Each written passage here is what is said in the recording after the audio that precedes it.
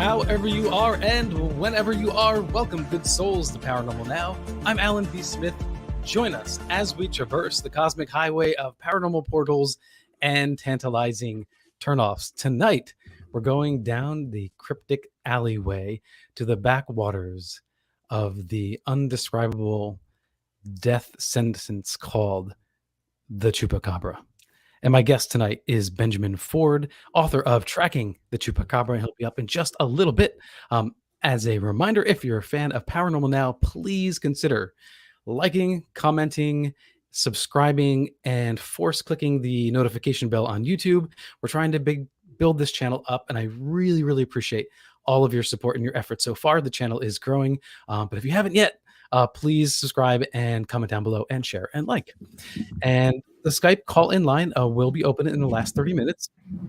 And a reminder for all of you who love coffee as much as I do, the Alien Coffee Bean discount code for Paranormal Now, if you go to aliencoffeebean.com, is mystery20. All caps mystery20 for 20% off US only shipping. Really great people. They've had paranormal experiences themselves, which is partly what inspired the Alien Coffee Bean Roasters Company. And they really are great roasters. Please subscribe on YouTube, all social media, Facebook, and on Twitter. And please consider becoming a Patreon member, giving a monthly tip, whatever you can. I really would appreciate that to keep this show, Paranormal Now, and Coffee and UFOs going. All right. So my guest is Ben. I was going to say your real name, Ben, but then I looked at Ben Chupa Slayer Jammin', so I wasn't sure. Should I go with that? You know what? I'm easy, so take your pick. I've been called many things in my time, not all of them flattering. So knock yourself out. Fair enough. Okay, so Benjamin Radford approaches his search for the elusive creature with a critical but careful eye.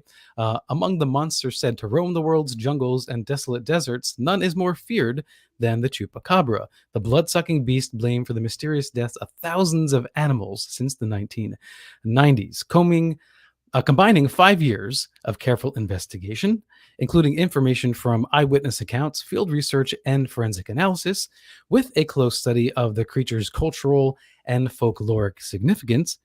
Radford's book is the first to fully explore and to try and solve the decades-old mystery of the Chupacabra. Ben Radford is a scientific paranormal investigator, a research fellow at the Committee for Skeptical Inquiry, and he's a fun guy. Welcome, Ben. Hi, thanks for having me on. Yeah, thanks for joining. So before we get into the famed beast, the Chupacabra, how did you even get interested in anything paranormal related in the first place?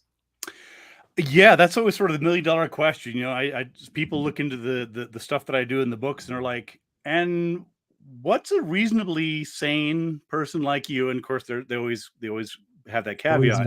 Apparently sane person like you spending your time on this. And there's a couple answers. One is that basically my interest in the paranormal and weird things began as a teenager. Like many teenagers, I was interested in weird stuff, right? I mean, these things are inherently fascinating. So I grew up reading books on crop circles and aliens and dragons and, you know, psychic powers and Bigfoot and all these things. And I was a voracious reader back in the day and still am. And I remember being a young boy, and I would go to the local used bookstore, and I would plunk down my allowance, you know, $5 or $10 or something, and I'd come back with these armloads of books from the local bookstore, which is just not too far from my house. And I had all these books on, again, all these mysterious paranormal explained things. And for a while I was just fascinated by them because, like, you know, there's books and they have the name on them and it must be true. It's in print, you know. This is before the internets. This is showing how old I am. And so I sort of got involved in this over a couple summers, but sort of eventually I began to realize that not all, but most of the books that I was reading, these sort of like mystery, dramatic, unexplained, blah, blah, blah, there was very little actual investigation. It was mostly sort of, it is said that, and, you know, rumor has it that, and, you know, in 1805, 4 people disappeared in a black hole in the middle of London and they were never seen again. And I'm like, hold on here. What was their names? Who saw this? How do we know this? Give me more details. Give me something that I could actually follow up on. And I sort of eventually realized that there was very little actual investigation. It was mostly just sort of repeating stories and the pre-internet version of cut and paste. And so I decided, well, hold on here. These things are fascinating, right? Ghosts and monsters. And I said to myself, well, I want to know for myself if these are true. I don't just want to take some author's word for it, or these days some blogger's word for it.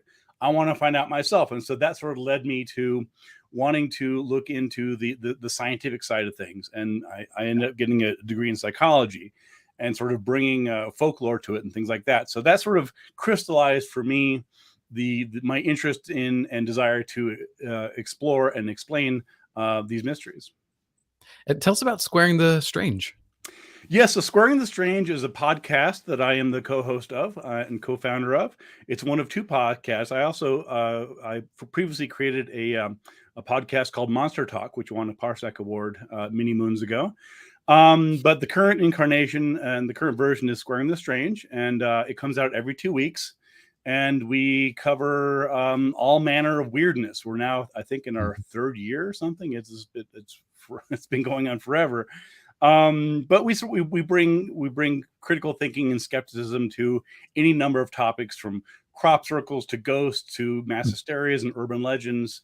Our most recent episode was actually an episode on levitation and the idea that people and objects can just float in the air. And so we had an interesting deep dive into that. I had an experience when I was a child that it appeared that we had levitated a human. Collectively, a group of people. So, was this as light as a feather? Yes, it was. I love it. And it was an experience. As an adult looking back, sure, I could try to pick it apart, but at the time it felt very real. And we all collectively believed that we were levitating this person. And on top of that, objects in the room seem to have appeared to kind of start glowing a little bit. Have you heard of that? A little bit. There's lots of perceptual changes that can occur when you're in a mind frame, what you might consider like a psychologically primed mindset. And you see this a lot. You see this in ghost investigations. You see this in monsters.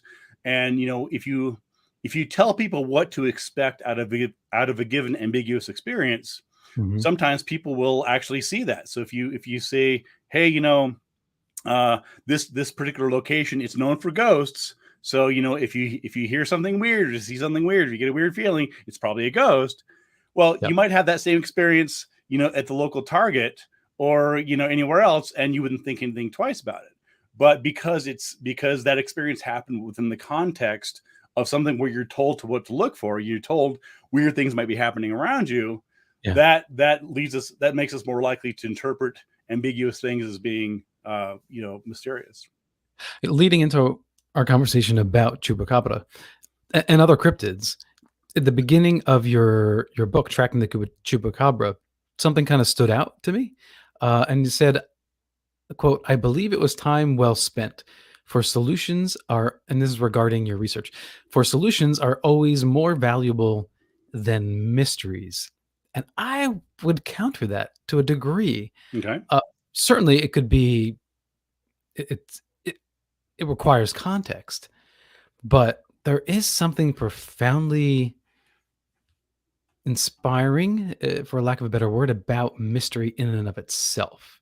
In that the mystery, the not knowing the answers, kind of drives one to have fun with searching for the mystery, the actual journey. But also, I think it creates a sense of introspection that great mythological stories and what have you have done previously.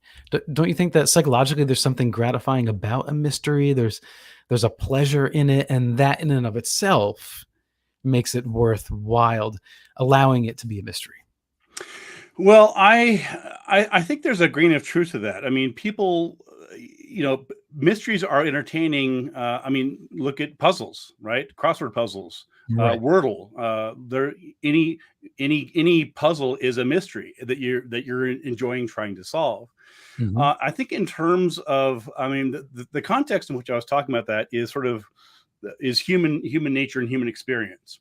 Hmm. And I would argue that mysteries are the default status of humankind, right? Is that if you we come into the world not just individually but also as a species. So before we learn about the world, the entire world is mysterious. We Sure. don't know what causes diseases. We don't know what causes comets and eclipses and whatever else.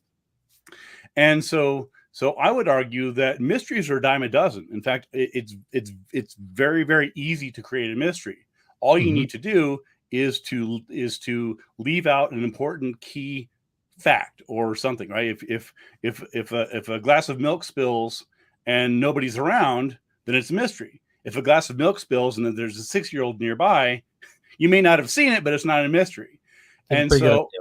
yeah, so I would argue that I agree with you. There's something intriguing about mysteries and something that's sort of in its way beautiful. But I would argue that mysteries are fine, but finding out is more important. So I would I enjoy the challenge. This is why I've been doing all these investigations. I've written 12 books. I've done lots and lots of investigations into all sorts of things. Yeah. And part of the reason that I do it, and part of the reason that I spent so long in the Chupacabra story, was because I sincerely didn't know what the answer was. I mean, I didn't I didn't know. I mean, literally nobody in the world knew what the story about the Chupacabra was before I spent all this time and effort on it. And so I always sort of view it as being, again, there's mysteries all around us. There's mysteries as to, what's that weird sound? Why isn't my car working? There's this, there's that. But what the important thing, and again, mysteries for their own sake are great, but in the process of solving mysteries, in the process of understanding more about the world, that's even more valuable because now we know what this is, or now we know what causes diseases or how viruses are spread. So I would say that mysteries are great, but solving mysteries is even better, if for no other reason than inherently more knowledge is better than less knowledge. But it's still the process of the mystery in the beginning that draws you in. Oh yeah, absolutely. I mean, people contact me all the time. Excuse me, wanting me to investigate things, right? So because Mhm. I'm a noted investigator in some places, and so I get emails and calls and stuff from people. Oh, can you investigate this? Can you investigate that? And I don't have the time, the resources to do it. I again, I have just all the time. I have people contact me thinking there's a ghost in their house, or they believe they're cursed, or they're all sorts of different things. And so when possible, I try to equip them so that they can solve their own mysteries.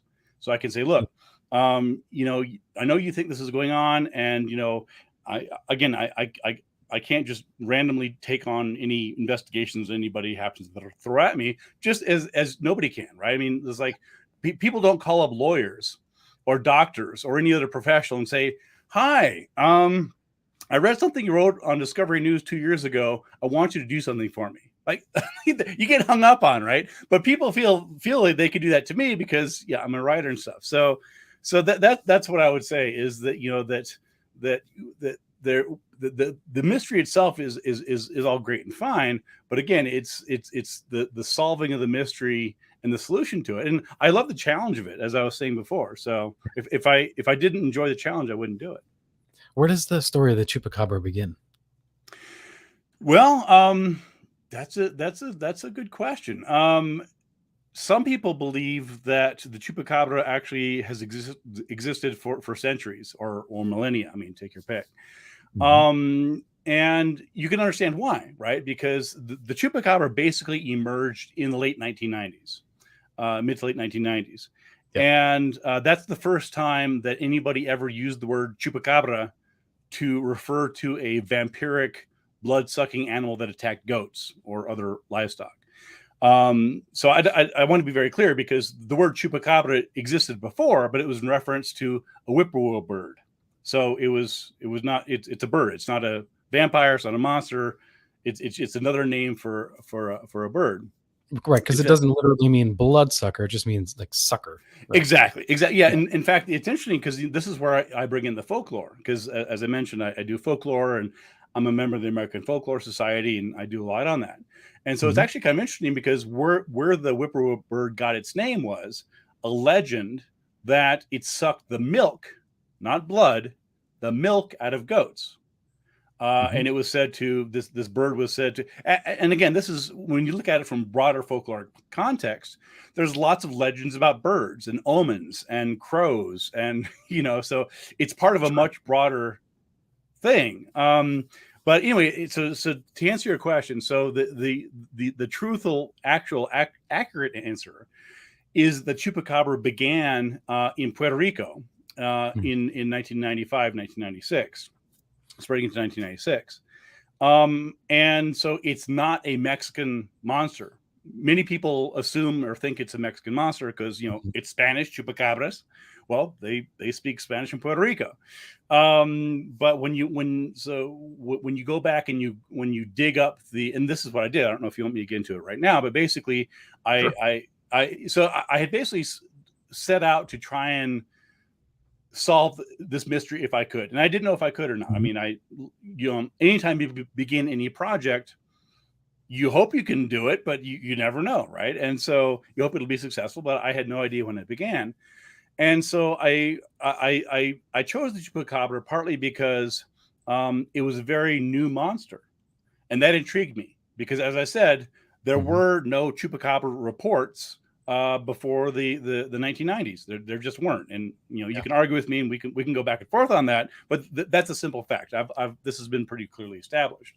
There are certainly reports of animals being slaughtered or mysteriously, but the attribution to Chupacabra was a brand new thing.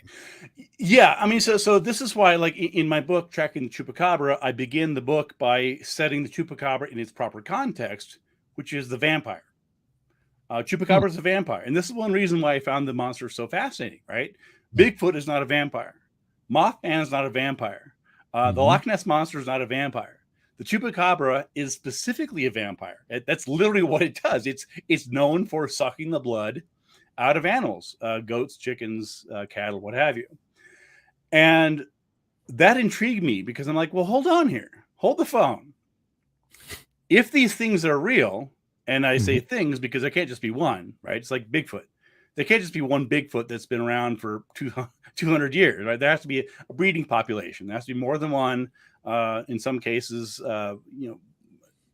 thousands or tens of thousands, depending on which wildlife biologist you talk about. But so if these chupacabras do exist, and they are actually legitimately, genuinely sucking the blood out of these creatures, then there should be evidence for it everywhere, right? If that's what they do, if that's how they get their sustenance, is they attack chickens and goats and cats and things like that, there should be literally a mountain of bodies in Puerto Rico, in Brazil, in Nicaragua, in Florida, Texas, elsewhere, of dead animals that were demonstrably drained of blood by the chupacabra or some other unknown creature that's mistaken for it. And so that's what intrigued me. It was like there should be hardcore forensic evidence. It should not just be myths and some weird sighting and here's some weird photo. There should be evidence. In the early years, it seemed to be that way. There were reports saying, "Oh, look, these bodies were found; they're completely bloodless." Right. And you hear that, and you think, okay, these are people who work with animals, raise animals, livestock. They would know. Maybe the local doctor came by and took a look and said, "Well, this is odd." So it seemed credible, at least in the beginning. It did, and keep in mind that the time that I like to say that the chupacabra, it's really sort of the first monster of the internet age, because it emerged, as I said, in 1995. And again, I can get into the origins later on, but the key here is that had the creature been cited and named and seen and discussed in, say, 1990 or 1978. And there's reasons why that didn't happen. And again, I can go into that. But had that occurred, it's more likely that no one would have heard about it today. The reason why the Chupacabra is so well known, it's probably the second or third best known creature after Bigfoot or Nessie, is because because of the internet. And so it happened right at the time when the internet was just coming to Puerto Rico and to elsewhere. And the original Chupacabra reports were sensationalized not only by local tabloids, particularly one called El Vocero, which is a San Juan-based tabloid, very much like the National Enquirer, but also by UFO groups. And it's fascinating when I trace back and say, well, how? Because currently a lot of the original Chupacabra legend and stories claim that it is either an extraterrestrial or part of some genetic experiment, sort of a Frankenstein thing, or both, actually. And part of the reason that this mythology emerged was that some of the earliest proponents of the Chupacabra were UFO believers who were based in Puerto Rico and were firmly convinced that there were aliens visiting Puerto Rico and extraterrestrials and take your pick. And they sort of co-opted, if you will, the original sighting in the original report. And this is one of the reasons why it got so well known. The internet age, I think, early on did allow for the explosion of modern myth, because I remember, being a teen in the 90s and going to a website, and it was a website and it had all these categories of aliens, and it just seemed like so legit because the internet was so new. I thought, wow, this is like an encyclopedia of all these extraterrestrials. There must be real reports. And then as time goes on, you realize, oh, a lot of this is fabricated, mixed in with some reports, and it became very difficult to figure out what were actual alien abduction reports and what were kind of embellishments of people's imaginations. Absolutely. So then, but what's the difference between, because you say Chupacabra exploded because of the internet, so how do you differentiate the popular growth of Loch Ness Monster versus the Chupacabra? Well, there's a couple ways. For example, the Loch Ness Monster basically, and I mean, we can talk about Nessie, but I'll spare you the whole tangent. But basically, the reports of Nessie really only date back to the 30s, if that. Now there are some people who try and claim that there are Catholic legends, for example, Saint Columbo. That are clearly Catholic legends. I mean, the whole story is about a Catholic hero who vanquishes a beast in the form of a serpent. Can anybody guess what that might symbolize? Anybody in the back? Hello, can you hear me in the back? Right? It's clearly, obviously, a Catholic legend about good and the power of Christianity to dispel Satan and the devil. So we can't just sort of cherry pick and go back and say, oh yeah, this Catholic legend from 1054, whenever it was, is evidence of Nessie. So when you look at Nessie, again, the Nessie as an entity that was believed to exist in the lake only dates back less than 100 years. And so there was a pre-existing narrative about that, and if anyone's interested, there's a book by two friends of mine, Don Prothero and Daniel Loxton, called Abominable Science, and it's a really excellent deep dive into that. But you contrast that with, for example, the Chupacabra.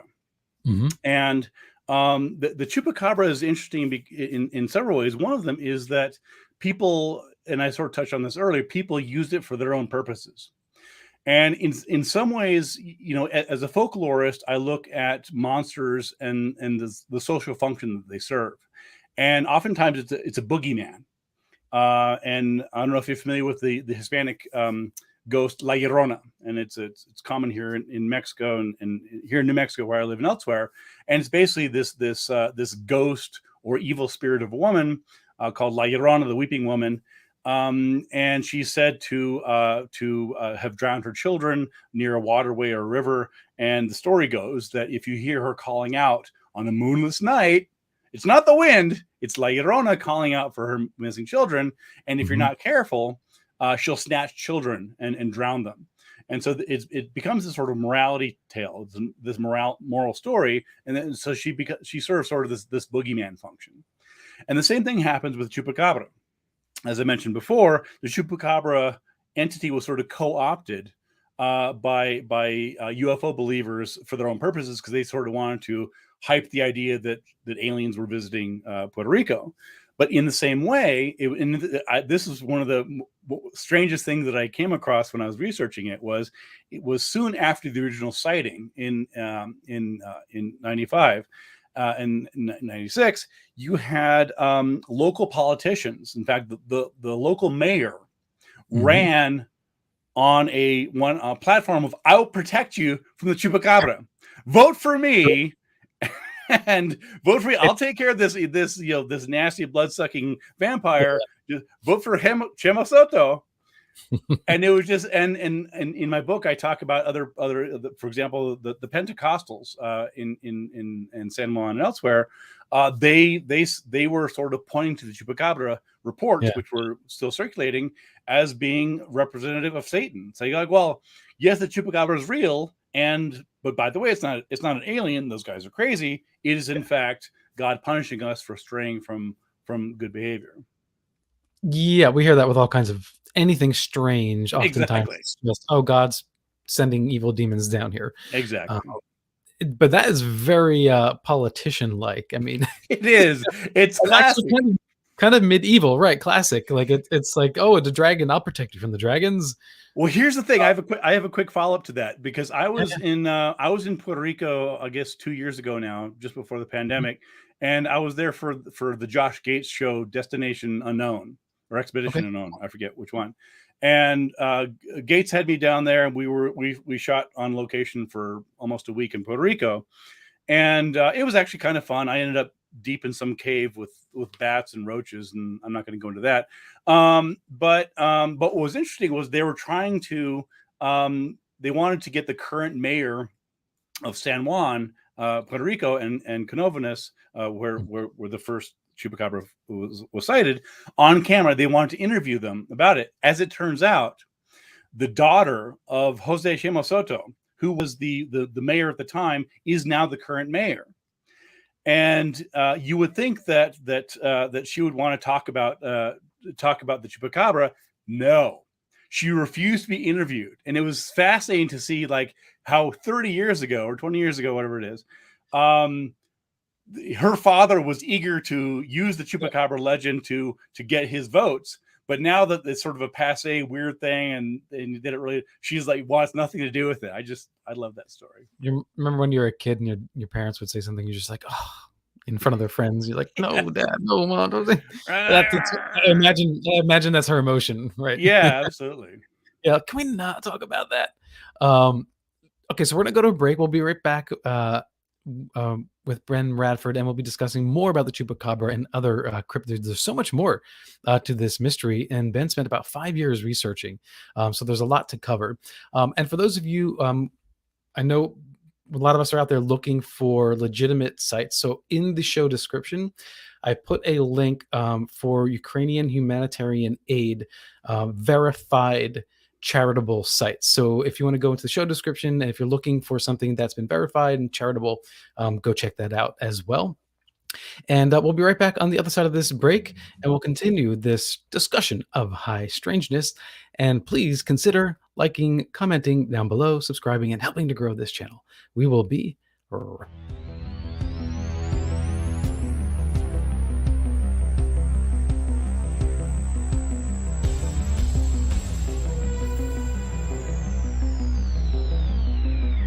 Tell me why, with 12 sides, the other that we die, roll the die. As you hide, I can't find you.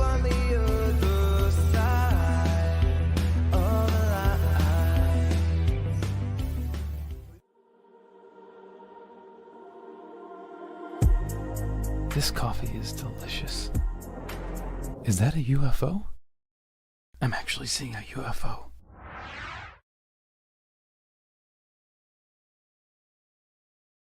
This coffee is awesome. That's why they call it alien coffee bean. Is this even made on Earth? Hey all, Paranormal Now will be syndicated on the UnX network, the new mainstream, where you can find your favorite hosts and shows on the cutting edge of ufological and paranormal news and topics. Listen for Paranormal Now rebroadcast on the X at 2 a.m. EST Fridays, 11 p.m. PST Thursdays at unxnetwork.com.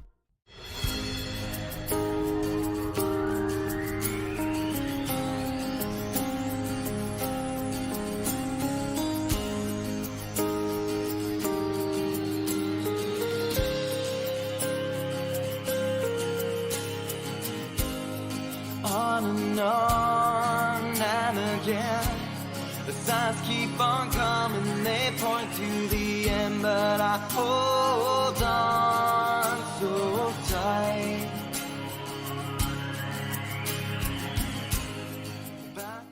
Welcome back to Paranormal Now. This is your grateful host, Alan B. Smith, streaming to you live on the Paranormal Pop YouTube channel and also syndicated 2 a.m.s on KUNX-DB.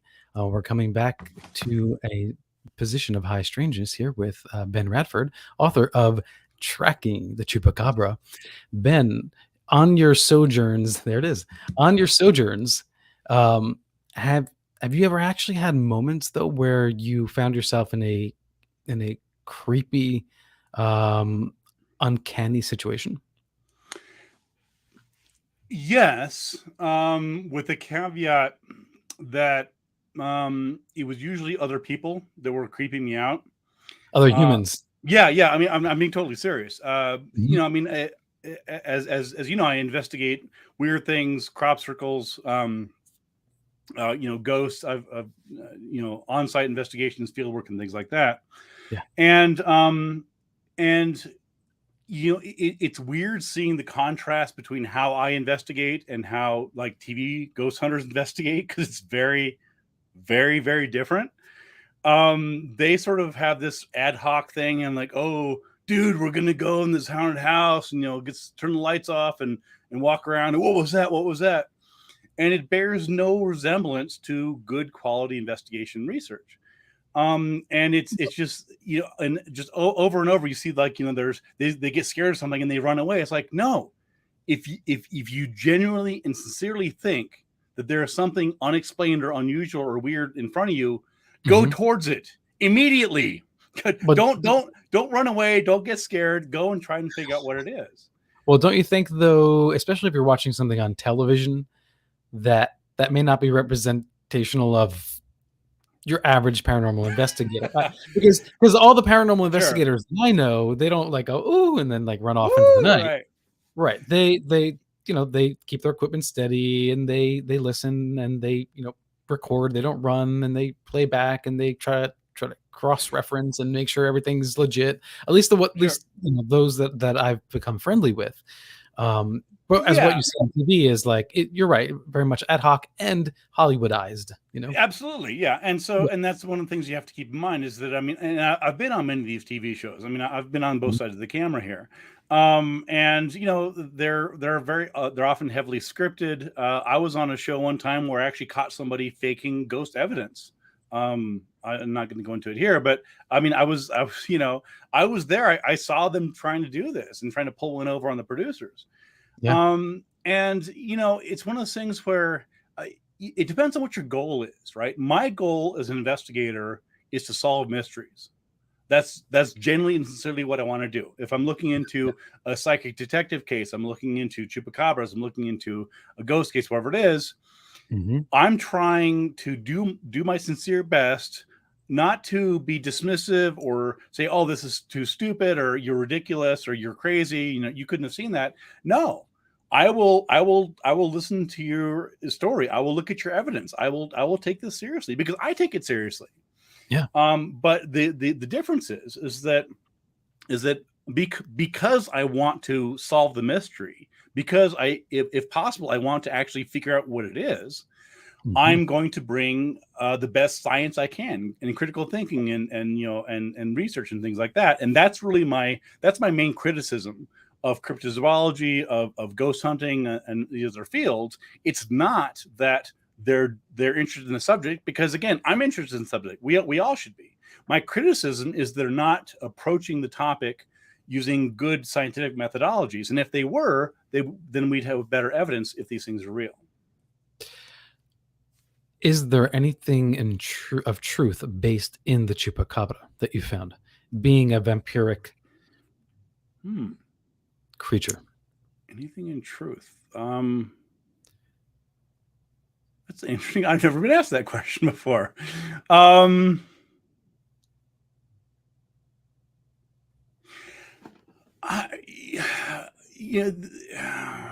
in truth to it? I would say not in the empirical sense. There is a certain sort of folkloric truth, if you will. I mentioned before about the notion of what's the Chupacabra mean, right? And to some people, it's a boogeyman. To some people, it's something to make money off of, and other things like that. For some people, not so much these days, but back in the day, it was a vehicle for getting votes or getting attention to your cause. If you're a writer for the X-Files, it's fodder for a TV show, right? Yeah, it's great creatives of all sorts, of any kind of art form. Yeah, and it's and so I would have, again, I'm not trying to be cagey. I'm just trying to answer your question. So I would say that at the end of the day, my best guess, based on, again, 5 years of research and lots and lots of miles and visiting Nicaragua. I spent time in the jungle looking for Chupacabra. I can talk about that if you want. And elsewhere, is that the Chupacabra almost certainly doesn't exist. That's to say it can't exist, or it's impossible, because in science, nothing is impossible, right? There's always the possibility that something is real, because science operates on the best evidence to date. So we can't definitively say that X can't exist, because we don't know. All we can say is that based on the information so far, which is quite a bit, there's not good scientific evidence for it. So, but I end my book sort of on a more philosophical note, talking about, was this a waste of my time? Because again, I spent 5 years. I spent just thousands of hours on this, and my own money, and flying places and all sorts of things. And the answer is the more interesting answer, but aside from whether there's actually these, scary looking Chupacabra things running around, eating chickens and things like that, the more interesting answer is why do people think there's good evidence for the Chupacabra, and what social and folkloric role does the Chupacabra play in people's beliefs? So to my mind, that's even more interesting than whether the thing actually exists or not. I have to add this here. Maria Wilson Duff says Bigfoot's pet. Well, how does that hold up? No, Maria is half right. So one of the original explanations for the Chupacabra, and I'm totally serious, and if you've read my book, you know where I'm going with this, is the Chupacabra is literally, not figuratively, literally E.T.'s pet.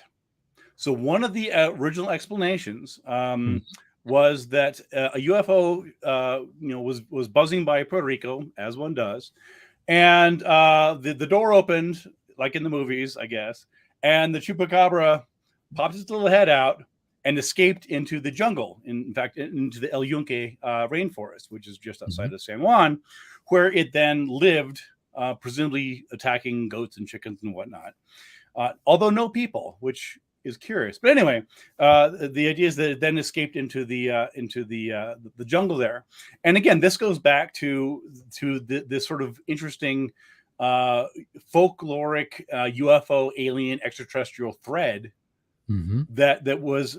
It's not so much anymore. I mean, these days it sort of steered from that. But when you go and you look at the first original ideas about the Chupacabra and the sightings and what people thought it was, from say 1995 to about 2000, That's what we're talking about, is either an extraterrestrial or an extraterrestrial's pet, and or some conspiracy theory, like this idea that there's this hidden secret lab in the UK rainforest where they're doing these horrible genetic experiments, and this terrifying Frankenstein-esque creature escaped during a hurricane, because of course hurricanes are common in Puerto Rico, and the idea is that something crashed through and it then escaped, and here it is. Could it be both? It could be both. That was one of the, see, this is one of the fascinating parts. You have these two parallel threads, and then when and again, we can need to talk about it now or later, but when I dug up where the original Chupacabra story came from, it made perfect sense. It literally fit all together like a puzzle as to why people thought the Chupacabra was either an extraterrestrial or some sort of genetic experiment gone wrong. And in fact, it's pretty clear where that notion came from. I think for me, over the years, the Chupacabra I've always found very fascinating. But when I do compare Chupacabra to Bigfoot, I think there's much more compelling evidence for a hominid that's undetected than a Chupacabra. Now, could the Chupacabra, like is speculated with Mothman, be, if not an alien that comes down and has a little fun and then goes back up, which would explain why you don't find like mounds and mounds of bodies, because if it's not a native species that's going from territory to territory and slaughtering goats, then that would make sense. It just comes on occasion, does its little thing, goes back. Or could it be something from another realm, right? So sure. Well, yeah, I mean, and anytime that you have these cryptids, and we could take Bigfoot for example. That's another parallel that you brought up, right? So frankly, it's the same thing with ghosts. Is like there's no consensus on what these things are. I mean, I can give you half dozen mutually exclusive definitions of what ghosts are, propounded by so-called experts. I mean, people who say, I've been investigating ghosts for 30 years, and they'll tell you definitively what it is. And then you go to the next expert who's been also doing it for 30 years, and they're like, no, that's all wrong. It's this, right? And so this is one of the problems with trying to do the investigation in the field, is that there's not even a grounded consensus on what these things are. An agreed upon approach. Exactly. Right. And so I mean, there are similarities. There are some agreements, but you're right. There's not like a university formulated methodology that's taught that everybody uses. Well, right. I mean, so like for example, Bigfoot is we'll go with that. So as you mentioned, many people, including friends of mine, and people who hate me as well, think that Bigfoot is a relic hominid, and that is one of the more popular beliefs, is that it's this sort of this branch in the human evolution that somehow is separate from us, and again, there has to be a breeding population. There has to be, depending on who you talk to, tens of thousands of them. So which by itself is a bit strange, because then the question is, well, where are all of them? Not just where is it, but where are the thousands of them, and why aren't they found, and this and that. But at the same time, you also have people in the Bigfoot community, and to be fair, they do tend to be marginalized. But there are people, and I've spoken to them, who believe that Bigfoot is some interdimensional creature, and they say, well, there you go, there's your answer. That's why we haven't found one. It's because every time they're about to be captured or killed, they just flip into another dimension. And they're gone. And of course, the problem here is that if you're going to open that door, if it's the black box. I mean, God did it. It could be a miracle. I mean, if that's your out, if you're going to say this is not something that is in the real world, it's not subject to environmental pressures and genetic pressures, and that if that's honestly your answer, is that, well, it's basically magic, then then okay, well, then it could be anything. And so the real key here is that that's not a falsifiable proposition. So in science and critical thinking, we need falsifiable propositions. That is, propositions and claims that can be proven right or wrong, right? And so if Bigfoot are real, then and they're actual living, breathing animals, not a figment of imagination, not some interdimensional thing, but they're actually things that eat and breathe and have babies and this and that, and most people believe that's true, or the Bigfoot believers do, then we have to go with a certain set of assumptions. And you see the same thing with the Chupacabra, right? Where it's sort of across the map in terms of what people think that they are, or certainly originally. And again, I can talk about it later now if you want, but one thing that's happened with the Chupacabra is that the public's idea of what a Chupacabra is has greatly expanded over time. So originally, the original Chupacabra, and you have it perfect. Good job. Thank you. You save you some. See, the original Chupacabra is what you're seeing there on the screen. Well, for the listeners, can you describe the Chupacabra? Yes, certainly. So the original Chupacabra, that is the very first time that anybody saw something that would later come to be known as the Chupacabra. That doesn't mean she saw it right away. It didn't say, "Hi, I'm a Chupacabra." That's not what happened. Let me do it anyway. For you. Sure. Yeah. Yes. But so basically, so the very first Chupacabra witness was a woman named Madeline Tolentino of Puerto Rico, who lived in Canóvanas and San Juan, not too far. In fact, she was there last time I saw her. And she claimed, and I can get into her original sighting in some depth, but she claimed that in August of 1995, she saw a bipedal, spiky-backed creature with wraparound sort of alien type eyes, and it sort of had long fingers and toes, and sort of no mouth, or very small mouth, and just sort of two little holes for nostrils. And she said it was between 3 and 5 feet tall, so not a huge thing, sort of actually relatively small, but otherwise fairly humanoid. But one thing that she was very, very clear on was that it had a very distinctive row of spikes on the back, which is why to this day, if you do a Google search for images for the Chupacabra, most of them, not all of them, but most of them have this very distinctive set of spikes. And so this is what she described seeing outside her home, literally, on this day. And she was unsure what the spikes were. They could have been feathered or something like that, right? Yeah. She said she gave the differing descriptions. She said, well, they were spikes, but they were sort of like feathery spikes. So they had like striations. So she sort of said, well, they're spikes, but they have little, you can see little lines in it like feathers. But again, she didn't touch them or anything. So she's just going by what she saw. But she very, very distinctly and repeatedly and very clearly said that it had this row of spikes down the back. And that was one of the clues that I honed in on, because taking her at her word, and let me be clear, no one else saw this, with the possible exception of her mother, and that's sort of a separate issue.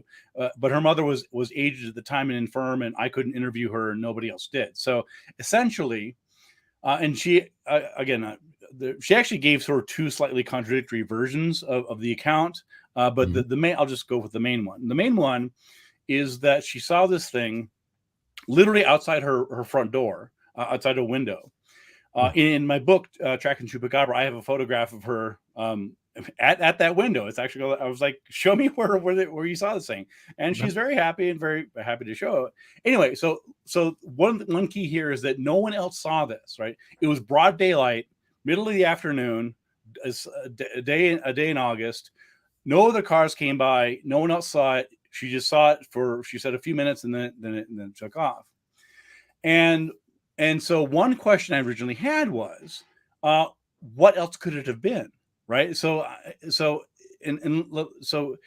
let me say that when I talk to eyewitnesses, whether it's Bigfoot eyewitnesses or ghost eyewitnesses or Chupacabra witnesses, I tend to assume, sometimes wrongly, but I tend to assume that they're being truthful to me.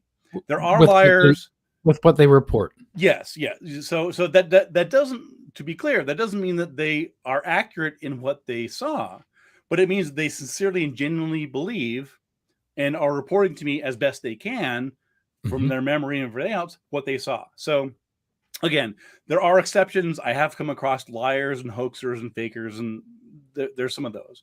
But for the most part, as somebody who has spent nearly 20 years interviewing eyewitnesses on all sorts of weird stuff, including monsters, most people are sincere. They're like, yeah, this is what I saw.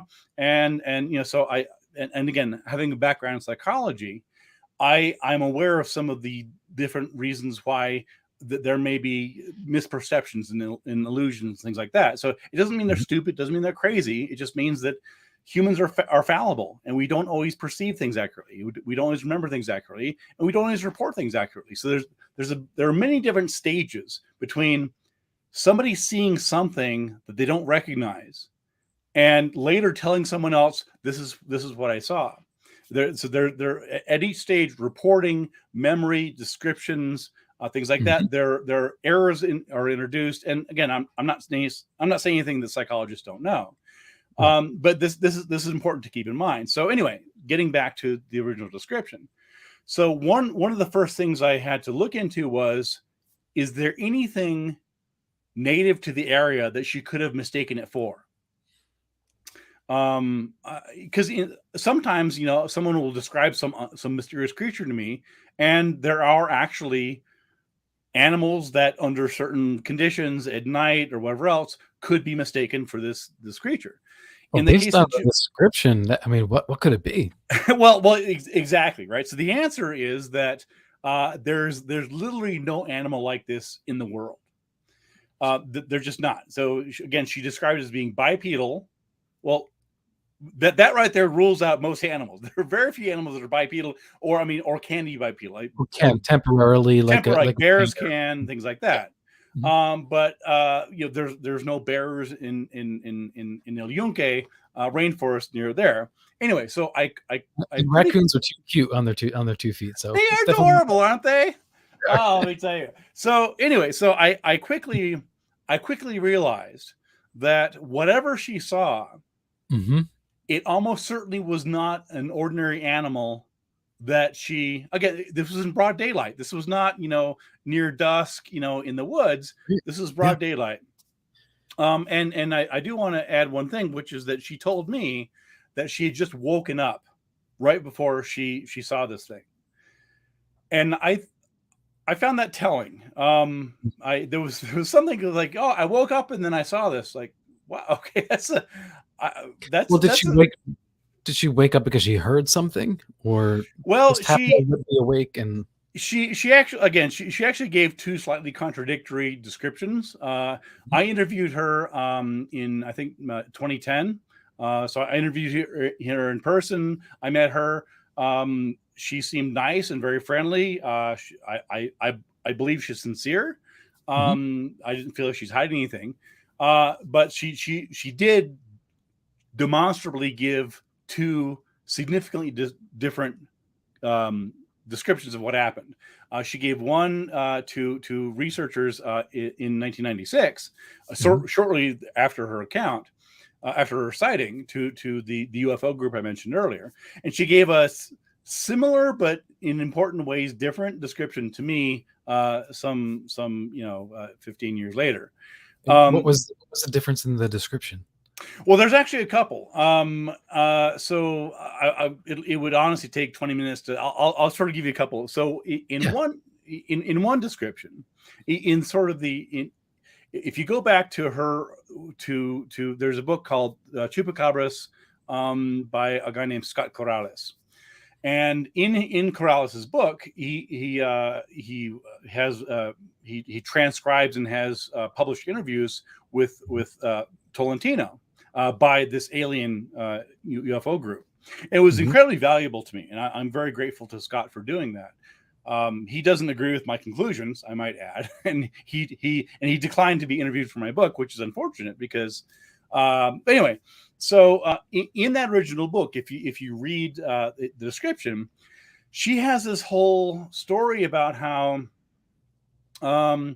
she was woken up because she and her mother were near this big plate glass window, and there was a man parking or trying to park in her driveway. And she got up because she's like, what's this guy doing in my driveway? And he sort of backed in, backed out. And so she was drawn to the window by seeing this car parking in her driveway. And that's when she noticed right in front of the window, which I don't know how she didn't see it before, but right in front of the window was this, what would later be called a chupacabra, this 3-foot tall, bipedal, spiky backed, alien, weird looking thing. Yeah. And in her original story, she freaked out, and her husband had a young boy who worked with him. I think he works on cars, if I'm not mistaken, he's a mechanic. And she claimed, and this is all in writing, I'm not making this up. If you look in her original report, she claimed that the young boy chased the chupacabra into a field, pried its mouth open, looked at its teeth, and then it ran away. She told me a different story in 2010. Okay. So the question then is, did somebody else mistell her story? No, this is her direct quote. These are her quotes from her. This is not someone else summarizing her story. When you met her, did you ask her about the different stories? I did. I didn't want to be confrontational. Forensic isn't necessarily confrontational. You just kind of no. I agree, and I'm not I'm not averse to asking people difficult questions. Mm-hmm. I asked her, and she kind of evaded the question. And mm-hmm. I said, well, anyway, so contrast that with the story that she told me. And again, I have this on record. I mean, I have recordings of it. This is all documented as well. And the story that she told me is much simpler and less dramatic. She says that she woke up and she was there with her mother, her aging mother, and she saw this thing and she looked it over very carefully, which is why her description is very, very detailed. She describes its lack of an anus. She described its lack of genitalia. She describes the feathers. She has this very remarkably detailed description of this thing that she says was right in front of her. She's actually looked down. She said she actually knelt down and looked to see if it had any genitals, and then joked with her mother about it, which again is kind of odd. Anyway, she claims that that soon after that happened, she described it in different ways. She said it hopped and flew away. And I said, well, did it hop or did it fly? Because if it's hopping, it's touching the ground. Or did it fly without touching the ground? She's like, well, it kind of did both. Well, so I can understand that. Yeah, I mean, I didn't put a lot of weight in that, but one of the more important parts of the story is that in the version she told me, there was no guy parking a car in front of her house who would have seen this thing. There was no husband's teenage apprentice who tracked this thing down and opened its mouth to look at its teeth for whatever reason, right? So in her original story, in theory, if that story is true, there should have been at least 5 eyewitnesses. In the story that she told me, there was one eyewitness, basically her. And it's interesting that since that, again, this was in 95.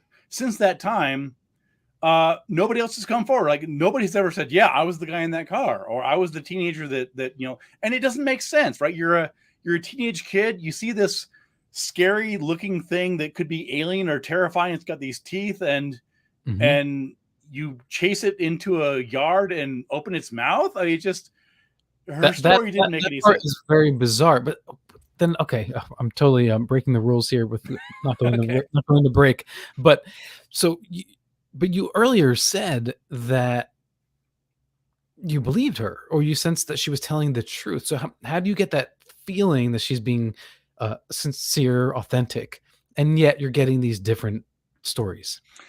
Well, again, it kind of goes back to my background in psychology, right? Is that I'm used to dealing with people who are excited, they're frightened, they're describing a situation under which they're freaked out. They're like, oh my God, I saw this ghost, I saw this lake monster in front of me. And so they're giving these very compelling descriptions. Yeah. And so, even though she said things that were categorically and provably contradictory, I wasn't there. Yeah. You know, so I have no objective third party proof. There's no one else saw this. There's no photographs of it. There's no records of it. It's just her experience shortly after waking up, which again is part of the key here. So that's part of it. So could it be because when you and I have an experience, a heightened experience, perhaps something that scares us or something that enthralled us, and we might have a dream about it the next night or the same night, could it be that she kind of melded a real experience, dreamt about it, and then kind of confused herself as to what aspects were real, and then later kind of thought through it and was like, no, this is what happened to me originally. I remember that part clearly. Absolutely. I think that's exactly what happened. And in psychology, we have a word for that, which is called confabulation. And it's basically where people, again, it's not pathological. It doesn't mean you're crazy. It's something that honestly, everybody does it at some point. We all do. Yeah. We all do all the time. And we misremember things. I mean, I remember a couple times I remember describing to somebody being at a place where they're like, you weren't there. It's like, no, but I remember like, you weren't at that birthday party. I know for a fact you weren't there and I'm like, oh my God, you're right. It's like, but I remember being there. It's like either I confused it with a different birthday party or it was a different year or whatever it is. But so I'm saying something that I sincerely believe and that I think is true, but it was based in truth. It's based in truth. Because you were there at one point, so yeah. And anyway, so I can reveal where the Chupacabra came from, or we can take a break, whatever you want. Yeah, let's take a break. We'll come back, and we have a question from UFOT when we come back on the other side of this break. This is Alan B. Smith for Paranormal Now on the Paranormal Pop YouTube channel and rebroadcast on the UNX network. We will see you on the inverted upside down.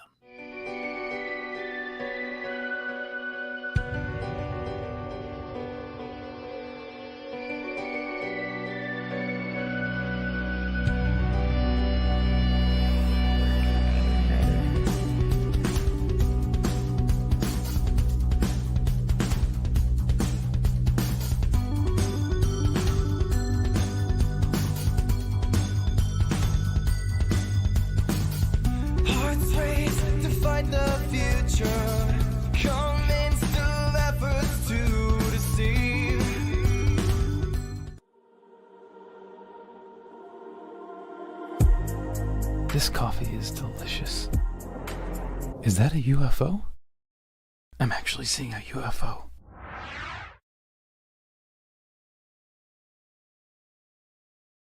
This coffee is awesome. That's why they call it alien coffee bean.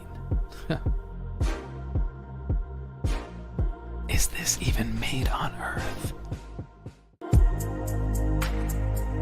Hey all. Paranormal Now will be syndicated on the UNX network, the new mainstream, where you can find your favorite hosts and shows on the cutting edge of ufological and paranormal news and topics. Listen for Paranormal Now rebroadcast on the X at 2 a.m. EST Fridays, 11 p.m. PST Thursdays at unxnetwork.com.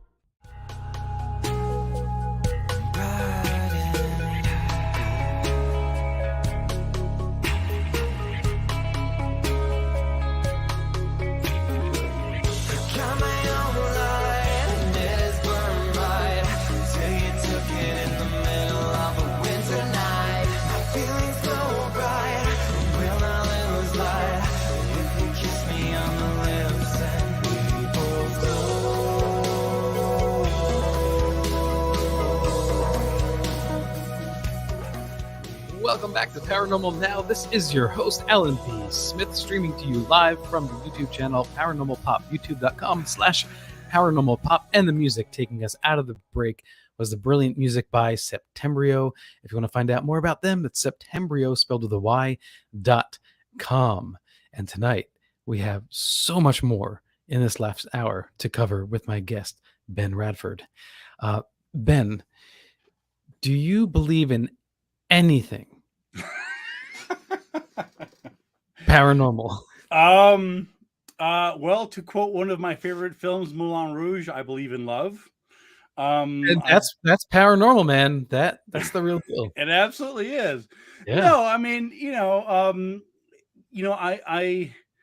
I believe in I believe in things for which I find good evidence, and again, that's just sort of as a basic premise. And so I try to approach everything from a skeptical point of view. Now, skeptical doesn't mean cynical or dismissive or debunking. It just means if you want me to believe something, you have to give me good reason to believe it. And I don't just apply this to chupacabras and ghosts and psychic detectives and crop circles. I apply this across the board. So it's a question, it's like if you're anytime that somebody is trying to get you to do something or believe something or buy something, whatever it is, to vote a certain way, to take your pick, they should give you good reasons to do that. They should give you good evidence. And so, so skepticism, as I practice it, it's not some sort of weird, cynical, negative worldview. It's simply saying, "Hey, I'm an independent thinking person, and if you want me to, before I jump on the train and before I give you my vote or give you my money, you prove it to me. Show me that you're worth my time and interest in investment." And so that's sort of the approach that I take. And so so I believe in lots of different things. There are certainly things that I think to get to what you really probably were trying to say was in terms of like unusual, mysterious things. And so there's a couple examples. I'll give a couple quick ones. So I'll give you one example. So I was in Newfoundland, Canada, about maybe 15 years ago, and I was there actually to do a couple things. Among them was to look into what are called globsters, which are mysterious carcasses that have washed up all around the world on beaches, oftentimes in places that have the word new in them, such as New Zealand and Newfoundland. Just a little bit of trivia there. And also giant squid, because I was interested in giant squid, and there actually turned out to be a one of the world's best preserved giant squids in this place in St. John's. Anyway, so I'm there with my girlfriend, and anytime I'm traveling outside the country, it's probably going to be investigation somewhere, just because like my friends and family, they just know, like, okay, Ben's going to find something weird to look at. Just let him do it. Let it get it out of the system, and then we'll go back to it. I mean, you spent all the money and the time, and when are you going to go back? I mean, you might as well take it down. Exactly. Yeah. So anyway, so I'm in Newfoundland. By the way, a beautiful place. If anybody go check out Newfoundland, it's a beautiful, cold. Pack a jacket. In a beautiful place. So among the places I went was a place called Lake Crescent. And I'm driving this highway, and there's this. I come across this what looks to be like a sculpture of a dragon, not a real well done one, I have to confess, but a sort of a high schooler's idea of what a dragon might look like if they had $200 in a weekend. And so I'm like, well, I got to pull in here. So long story short, turns out that there is a local lake monster in Lake Crescent called Cressy. I'm like, all right, you're talking my stuff. I co-authored a book titled Lake Monster Mysteries with Joe Nickel on lake monsters, so I'm familiar with it. And so I began interviewing people who have seen Cressy, the monster there, and I quickly realized that that there's something sort of distinctive about it. Now, in various lake monsters, oftentimes there's commonalities, right? Because by virtue of what it is, that is a surface of a lake, you're only seeing part of it, right? Just by on land, of course, you see unless it's behind trees or something, you see the entire whatever it is, the entire elephant, the entire bear, the entire whatever. Yeah. In water, it's a different story because pretty much by definition, you're not seeing all of it, and this is one reason why oftentimes things can be mistaken for monsters. Anyway, so I was doing some research into Cressy, and I found the descriptions tended to describe something that was sort of long and sort of flat and sort of shiny, like eels. and dark in color. Either Couldn't that dark, be a catfish too? possibly. And there are actually other fish in various lakes, sturgeon, catfish. People don't realize how big these things get. There's like, if you haven't seen them, they're the just monstrous thing. A gar. Yeah. Anyway, so Well, here in the Hudson Valley, we have Kipsey, yeah. which is likely, a fish of some sort. Yeah, and you see these things, and again, if you're not expecting them, and even if you are expecting them, it can look a lot like a monster. And so I asked a person there, I'm like, okay, well, I noticed that many of the descriptions of Cressy look like eels. He's like, yeah. I was like, so are there giant eels in the lake? He's like, oh yeah, big ones, huge eels. I was like, huh. Okay, I'm just spitballing here. Is it possible that Cressy is one or more giant eels? He's like, oh yeah, that could be. I can't do the Newfoundland accent, but and so that was really enlightening to me, because on one hand, it is a known lake monster. You can find it mentioned in books. At the same time, it's a little sort of wink and a nod, right? Oh yeah, well, it's our lake monster, and of course, the dragon they have at the entrance of town looks nothing like the giant eels in the lake. Where I'm going with this story is that is there a monster in that lake? Kind of. I mean, to the extent that a giant ass eel couldn't be considered a monster, then yes, right? Another example I'll give you is in psychology, where we have, there are people that sort of sense things and they don't know how they sense them. And in psychology, there's different explanations for it, but basically it's like, it's not really like a sixth sense, but there's like this notion of how you can know something and not know how or why you know that. And that can be sort of like, oh my God, how did I know that? But the fact is that when we're talking to people and we're in situations, we pick up cues from the environment. So even though you and I might be at a party, and I might not physically notice my ex-girlfriend come in the room, part of me is processing that, even though it's outside my field of vision. And if somebody later asks me, "Oh, did you see that? Did you see that the Susan's there?" I'm like, I think I didn't see her, but I think so. And so I think that there could be some truth to that, but I would say that there is a rational psychological explanation instead of a supernatural explanation. So I would say I think that's true, but in both the cases I described, there is an explanation for it, if that makes sense. But if it's a psychic occurrence from a distance, not in the same room where you're not reading each other. Sure. I mean, do you at least entertain the idea that the universe, as it unfolds, is far more bizarre than we would have assumed a couple hundred years ago? And is it possible that somehow humans can connect psychically, that there is some sort of way that the brains can send some sort of signal to one another? The answer is yes. Anything is possible.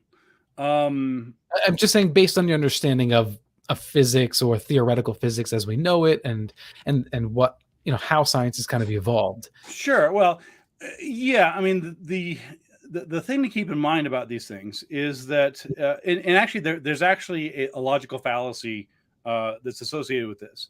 It's called retreat to the possible. And it's the idea that we do all the time, Ben, right here on Paranormal Now. There you go. Right. You're right there. You're ahead of it. You're exhibit 1 on Wikipedia. Right. So literally there's nothing that someone can say to you or me and say, isn't it possible that? And the answer is, yeah, it is possible. Science cannot prove that Bigfoot doesn't exist. There's nobody can ever say that X is categorically impossible. And if they do say that, they're flat out wrong. because Right. But what's important to me is not just is it possible, but is it possible and how?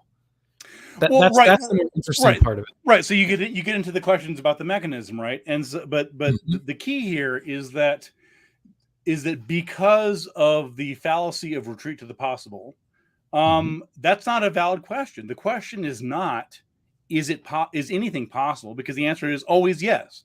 No matter what you say, the answer is yes, this is possible. Sure. That's not the question. The question that should be asked is there good evidence for this? And that's a different question. And if we're talking, for example, about psychic abilities, people have been trying to prove psychic abilities for decades. The Ryan Institute did that. You had people using Gansfeld experiments and random number generators. You have people who claim to be psychic detectives, who I've investigated extensively. So there are. So it's not as if this hasn't been tested. It's not as if there is no precedent. It's not as if we don't have data. We do have data. We have data on people trying to douse for water. We have data on psychic detectives and whether they can actually find missing people. We have data on whether people can accurately predict random numbers and predict the future and remote view. These are not subjects for which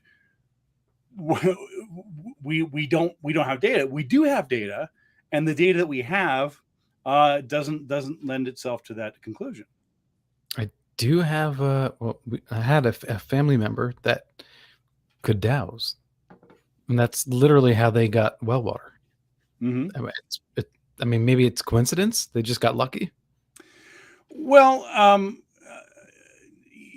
there's different types of dowsing, of course. I mean, was it water? You said water. Okay. Did they try to douse for oil or gold or anything else? No. A farmer. Oh well, why didn't the farmer douse for gold? That would have been if you're going to douse for water or gold, I'd go for the gold. Well, that's not the society there. That's the small little village. It's not. They weren't of that mindset. I'm going to go out and hunt for gold. Right. No, I wasn't being facetious, but I mean, look, but that's also kind of like if that's it's kind of in line with the if it's possible, why not? I think it's but with learn a skill set by chance. I mean, maybe he didn't think to apply it to. But here's the problem: is that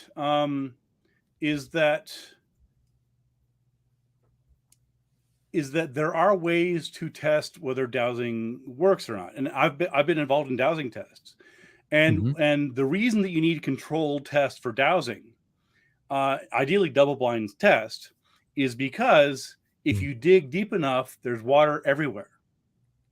Right. Yeah. Right. So here's the problem. And again, I'm not casting aspersions on. I'm just saying this is the problem with people who say, well, I know for a fact dowsing works because, I was in a place and the twig, or the thing is crossed and we dug there and you know what? I was absolutely right. We found water. Okay. Well, the fact that you found water does not mean that you were right about dowsing. It just means that you happen to dig in that spot and it could have been, and keep in mind here is that typically with dowsers, right, is that there's one spot where either the twig dips or the L rods cross. So Alan, tell me where they don't dig.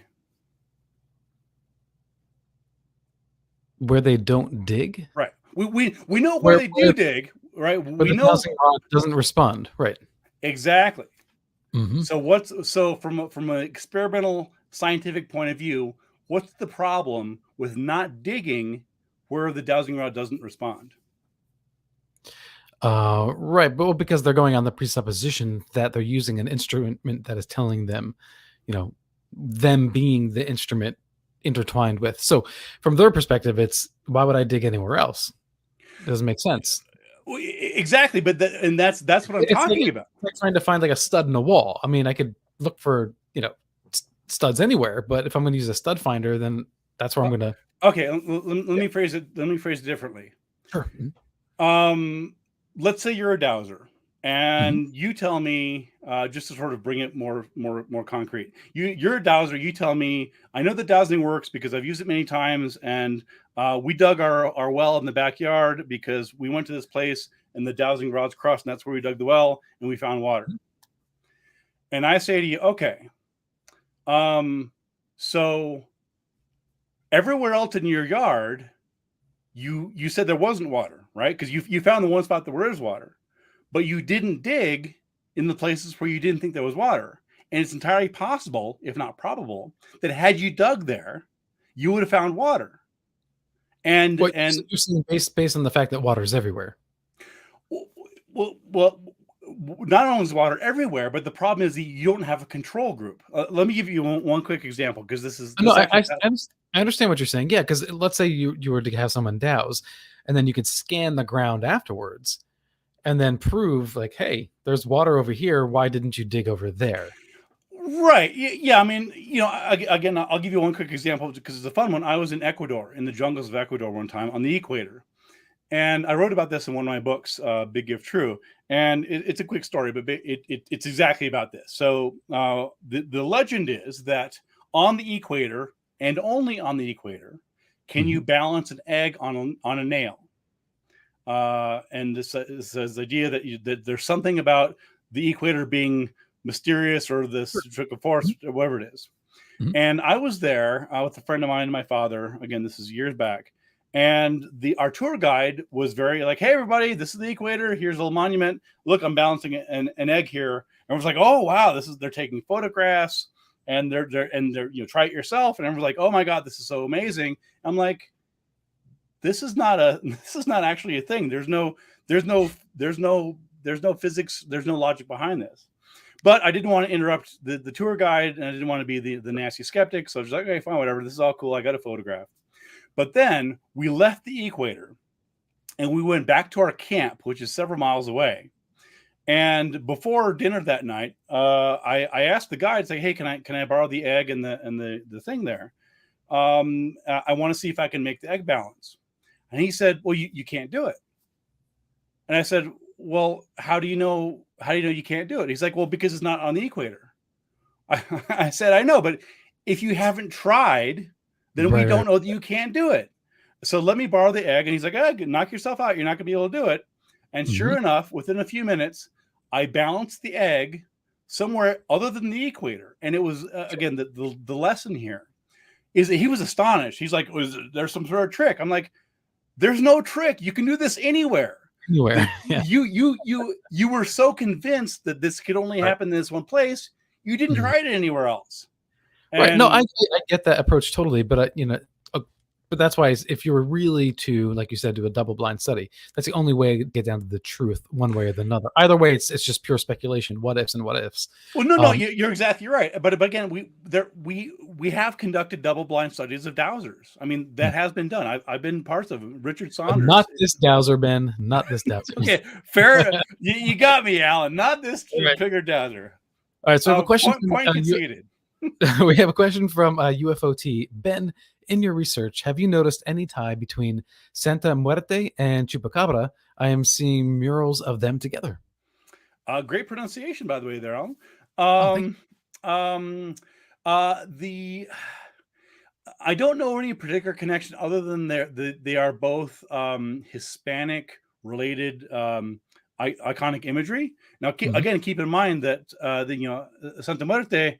I don't know a lot about it. My understanding it's primarily a Mexican tradition, and of course, Puerto Rico is not Mexico. It's part of the U.S.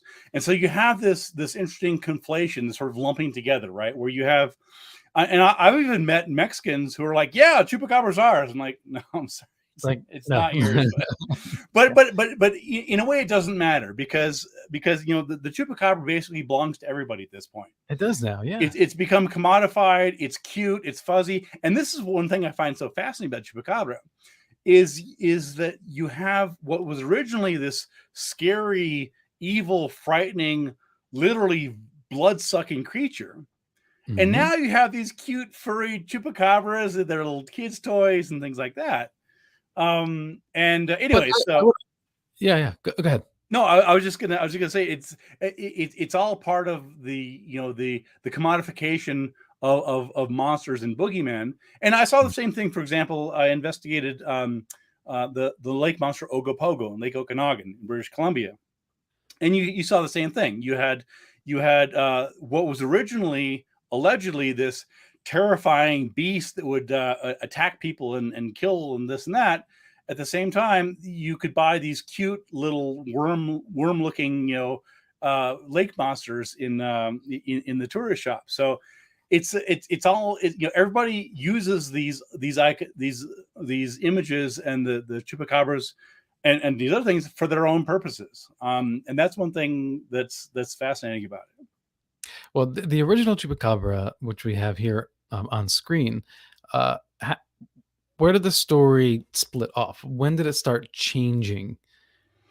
Sure. And getting away from the origin story. Yes. Okay. So yeah, I'm summarizing a 200 and some page book. So bear with me if I'll try and encapsulate it. But yeah. And by the way, Ben, where can people get the book? Yes, people can buy the book. I always encourage people to get at local bookstores. Sadly, that's not always possible. You can find it at Amazon.com and elsewhere. Tracking the Chupacabra, it's from the University of New Mexico Press. Anyway, so to go back to the evolution of the Chupacabra. So I'll sort of give it to you in a nutshell. So the one big reveal that I haven't explained so far is, where did the original Chupacabra come from? Because that was sort of the key question, right? I had spent at that point 3 years researching the Chupacabra. I interviewed eyewitnesses. I went on location in Cuero, Texas for a TV show. I talked to a medical pathologist. I basically tracked down all the Chupacabra stories and photographs and alleged carcasses that I could find. Mm-hmm. And I had a pretty good idea of what the story was about the Chupacabra, but there was one big thing that was missing. And that was, where was its origin? Why did the Chupacabra first emerge in 1995 Puerto Rico? Why not 1978 Spain, or 1900 Italy, or 2005 Boston? Mm-hmm. And the answer is that, again, it goes back to the original first eyewitness. And it's unusual to be able to track down a single original key eyewitness. There's usually a handful of cases where there's a famous sighting. For example, in Bigfoot, you have the Patterson-Gimlin film from 1967, mm-hmm. which is, of course, the famous film. The other reports as well, Albert Ostman and others. But with the Chupacabra, I was able to track down and interview the first eyewitness, which was really useful. And so because the Chupacabra had only emerged fairly recently in my investigation, I tracked her down. So basically, in a nutshell, what had happened was that she had actually seen a movie called Species.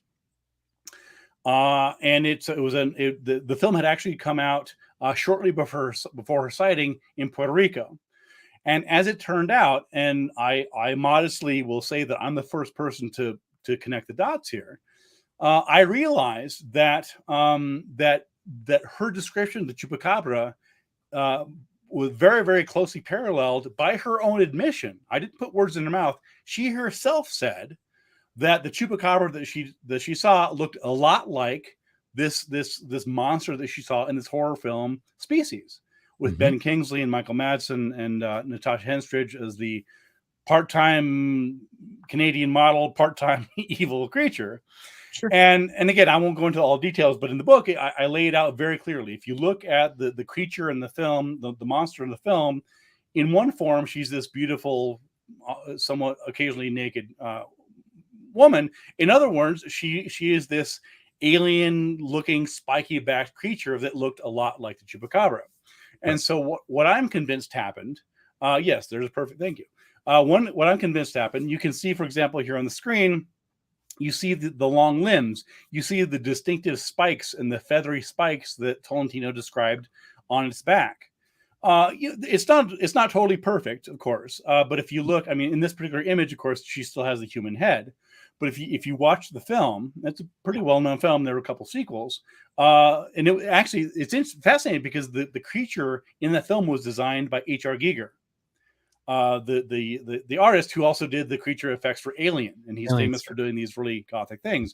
Anyway, so it's this fascinating mix of how pop culture influences eyewitnesses who sort of go in full circle and influence these pop culture and the people's conceptions of the Chupacabra. Because again, prior to her sighting, there was nobody ever that claimed to see the Chupacabra. Now, there were mysterious vampiric attacks, not just in Puerto Rico, but elsewhere. Because again, the Chupacabra is partly a vampire. Again, that's literally partly what it is. And so I needed to set the stage for explaining vampires and where this specific vampire came from.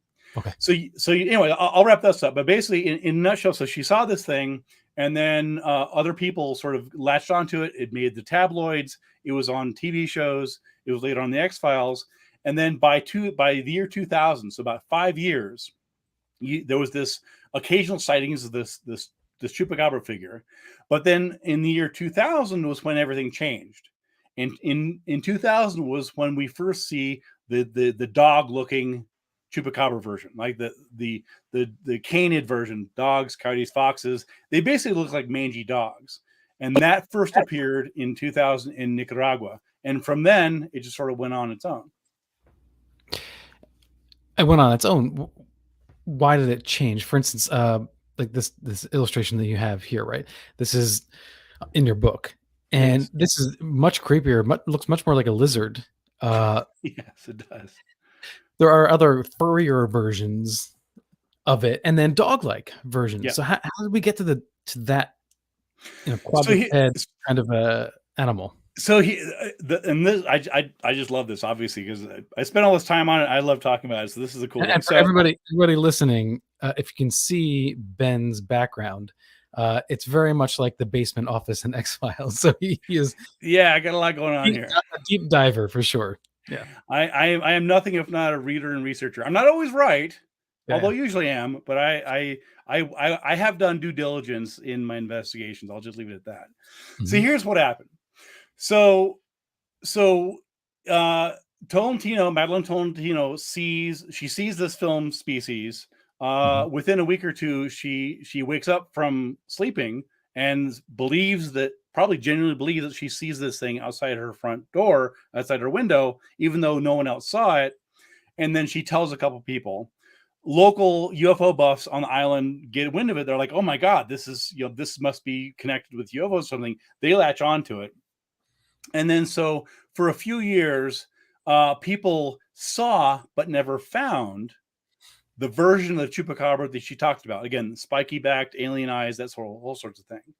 Mm-hmm. So you had people reporting based on her sighting, which sort of it was in the news. It was the photo, the illustration you just showed was in newspapers. I mean, people were psychologically primed to see it and expected to see it, and you had people who were saying, "Oh, I heard about this Chupacabra thing, and the other night it was getting kind of late at night, but it was near a streetlight, and this thing, I think it was that." And so they would begin sort of describing these monsters that we know retroactively were almost certainly based on Tolentino's description, which is put everywhere. So you had sightings, but nobody found any dead animals that were assumed to be Chupacabras. There were dogs that attack chickens because there are everywhere. Animal predation is universal. Sure. But what happened was that they sort of latched. They said, "Okay, well, hold on here, because keep in mind that I told you what Tolentino described, right? I told you about the whole description. What didn't she say? She didn't mention blood. She didn't mention dead animals. She didn't mention sucking the blood of anything. She just said that she saw this weird looking thing, and she didn't know what it was." And this is where the folkloric and the cultural part comes in. So then other people and I can't name a specific person, but other people at that time assumed, almost certainly wrongly, but they assumed that what Tolentino had seen was the same thing that was attacking chickens and goats across the island and elsewhere, even though that had been going on for years and years and years. But said, "Oh, there's this weird monster. She saw this thing. Oh, there was chickens that were killed, just 2 miles away. It must be the same thing." So people sort of latched onto this. And then the turning point was in the year 2000 when a rancher named Jorge Talavera outside of Managua, the capital of Nicaragua, something was attacking his animals, his sheep and cattle, and so he and a farmhand laid in wait to shoot whatever it was that was attacking their animals. They didn't know if it was the Chupacabra because, of course, by this point, the Chupacabra had been around for 4 or 5 years. So people were talking about it. So it was in their minds. It could be that, but they didn't know. So, and I talk about this in the book. So the rancher and his farmhand stayed up all night, and they finally saw 2 animals attacking their cattle. They shot at it, but it got away. The farmhand a couple of days later found basically a mummifying dead dog or coyote, or they didn't do DNA tests, but it was something like that. Yeah. And they assumed, probably wrongly, but they assumed that what they had shot was the same animal that had attacked the cattle and livestock before that. And this was the first time that the Chupacabra, anyway, so they quickly assumed, they called it Chupacabra, and then the press got a hold of it. But that was that case in Nicaragua in the year 2000 was the first time that somebody said the Chupacabra didn't look like this weird spiky back creature that Tolentino described. They said, no, it looks like this thin, mangy dog thing. And then from there, and because suddenly the form of the Chupacabra became this mangy canid. Mangy canids are everywhere. They're in Texas, they're in Florida, they're in Oklahoma, they're here in New Mexico, they're everywhere. And so once it got in the public's consciousness that, this is what the Chupacabra looks like. Because again, suddenly we have a body, right? Before, when Tolentino described what she was seeing, there were sightings but no bodies. Here we had a body and fewer sightings.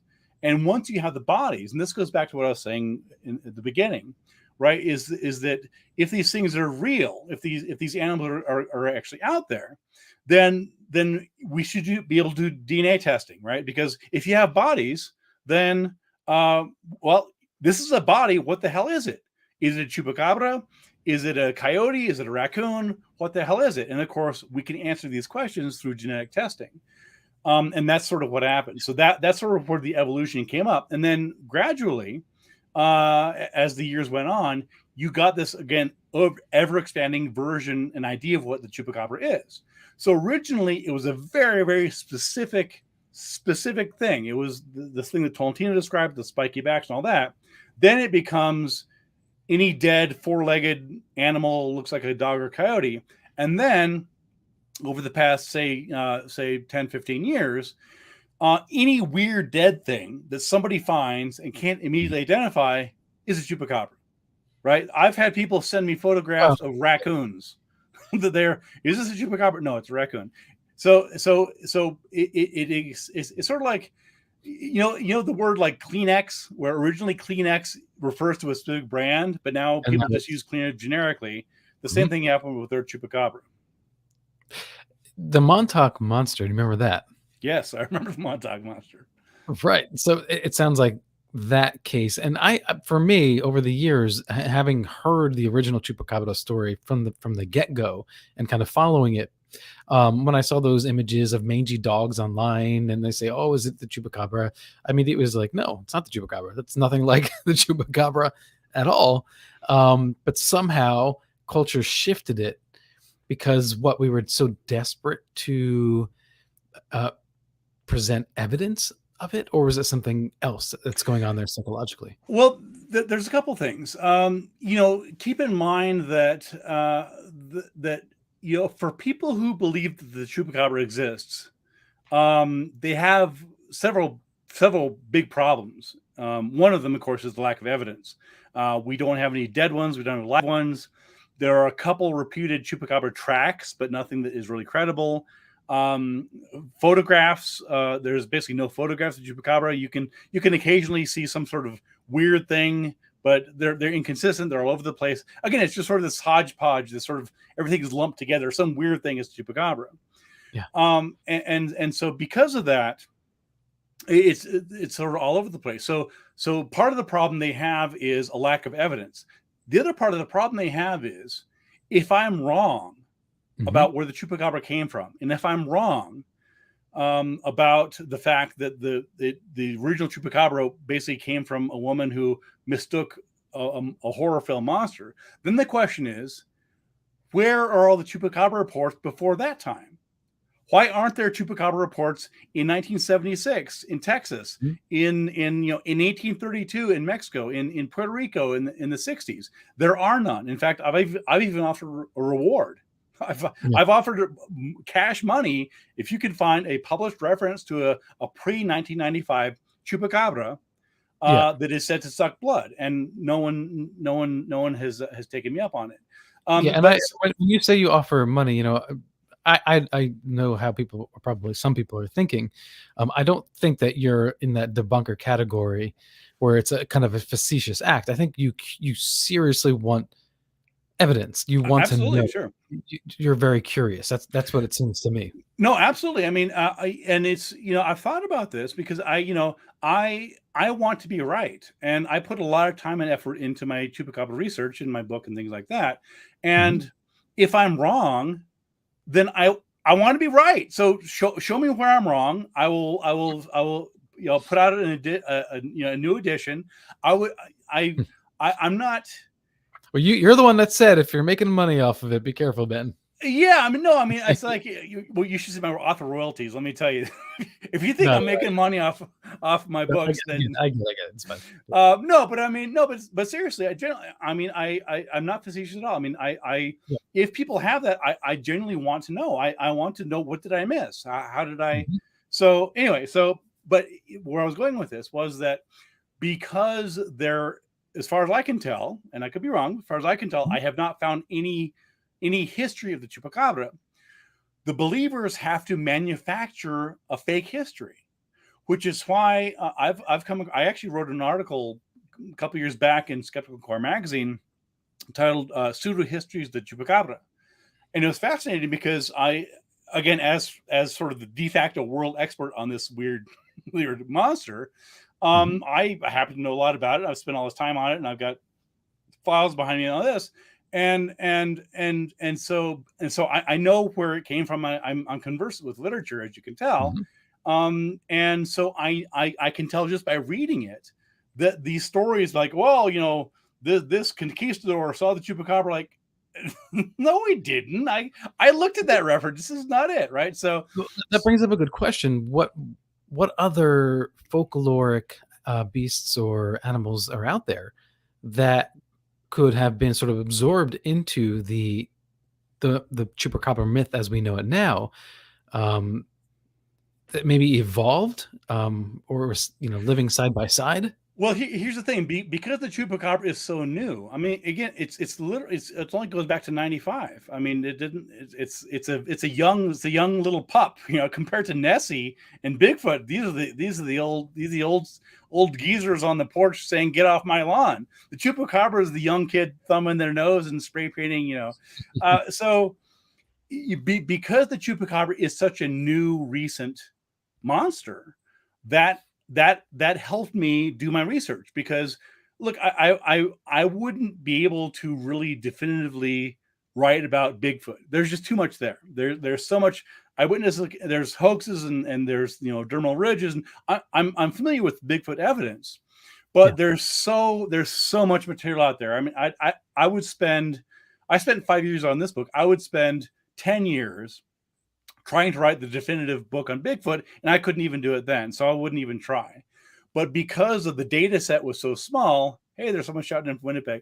Because the data set there was a finite number of cases and the finite number of eyewitnesses and the finite number, this made it small enough where, again, I didn't have to go back and find and track down some eyewitness who saw the Chupacabra in 1971 and talk to him, because ain't nobody who did that. So it was more recent. So that was one of the things that made the Chupacabra mystery more solvable. Well, my question really is, because Puerto Rico is or Mexico, but has a very rich and complex, complicated history of colonists and indigenous people. Sure. And so, is there something in the past? Is there some sort of mythological characters that maybe were drawn on in the Yes. development. Yeah. No, you make a good point, and I think I so where we're going. I mean, again, going back to the inherent nature of the chupacabra being a blood-sucking beast and a vampire. This is one of the surprising things when I was researching the book. I honestly didn't expect to find this, but when I looked at the history of Puerto Rico, and as you mentioned, it's basically a colony. It's not a state. The U.S. owns it, but they're and Puerto Ricans, they're a little pissed about that. I'll just be like, there's like infrastructure problems, and there's a genuine grievance against the United States.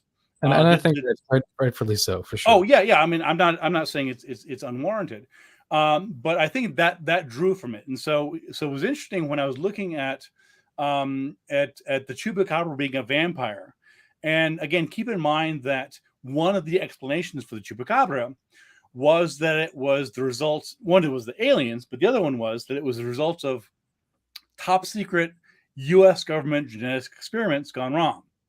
Not the French. Not the Canadians, not the Russians, not the Brits, Americans. Right. And part of the reason was that there is a strong, latent, and sometimes not so latent antagonism towards the United States, because many Puerto Ricans feel justifiably that we take the resources, they're not given voting rights, they're not given enough funds. They feel like they're the leftovers, that they're sort of forgotten about because they're not even granted legitimacy of a state. And so there is a very, I talk about this in one of my chapters, there's a very real sense that Americans are vampirizing, the U.S. is vampirizing, or that taking the resources from, if not blood, treasure, resources, take your pick, from Puerto Rico. And the Chupacabra being a vampire, and again being associated in its origin story with the U.S., it all fit in. I mean, it was just right there. And I'm not the one I didn't just make this up, man. I did a fair amount of research. I quoted a couple people, Lauren Derby. There were 3 or 4 scholars that I quote, who talk about this notion of vampirism. And when I read that, I'm like, oh my God, this is gelling right here. Yeah, and so eating one's livestock is eating up one's livelihood, their resources. Yes, absolutely. What you just said. That's interesting. UFOT says, Ben, I have a 1954 APRO case to send you from Venezuela, very similar to your drawing. Ben, how can people contact you?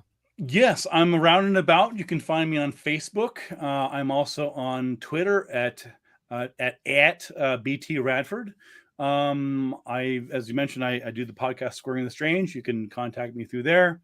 So yeah, I'm around and about, and I'm always happy to look at new evidence and stuff. I love this stuff. This is cool to me. So are you a podcast listener? You do your own, but I listen to some podcasts. I honestly, I feel badly about this. I'm just so busy. I mean, I'm working full time, and I have another book coming out, and I have a podcast, and I'm currently also an adjunct professor at the University of Buffalo, teaching a course on science writing. So I listen to a few podcasts, and not as much as I'd like to. I'm ashamed to say, but well, I listen to some podcasts like I do books. I pick it up for a little bit and then put it down and get back to it later, or move on to the next one. Just like get, I agree with you. Time is a commodity. So when you were younger, you were talking about going to the library, right? And like picking up stacks of books and taking them out. What do you do now when you're reading and researching?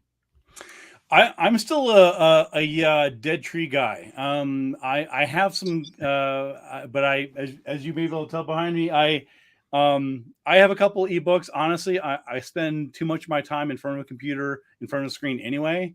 So that's what I do. I love the feel of paper. I like writing notes in the margins. And so when I drop dead, there's going to be a library of stuff for the margins that out there. Yeah. So that's what I do. I love to research. Again, I do the podcast, Scoring the Strange. I write articles.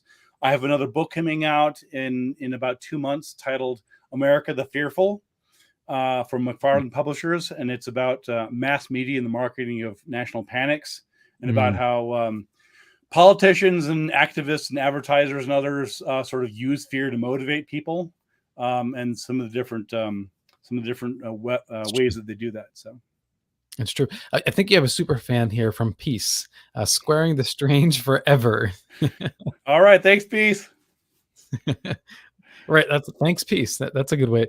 That's a great name. And Kenny Biddle, I'll always be a book lover. Yeah, Kenny and Ben, I think that there's kind of this misconception, I think, that older generations are stuck on books, but the truth is, the younger generations, there are plenty of people that when they take notes, they want to use a notebook.